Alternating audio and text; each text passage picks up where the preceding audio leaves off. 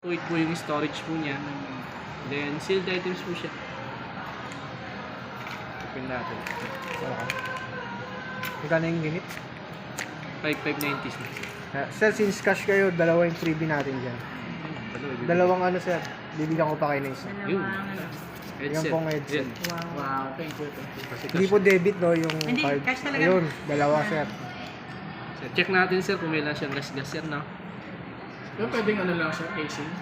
Yun lang, wala tayo, sir. Hindi, okay na to. Okay, sa tayo. Sige, sige. Kasi wala kasing casing to eh. Okay na. Open natin sir. Protector, wala pa rin yan, sir. Lahat yan sir, si Samsung cord na lang talaga meron sa inyo. Tingnan mo nakadipis na sir. Mm. Hindi na siya tulad dati kasi sir, di ba pag nabili natin yan, kompleto. Oo.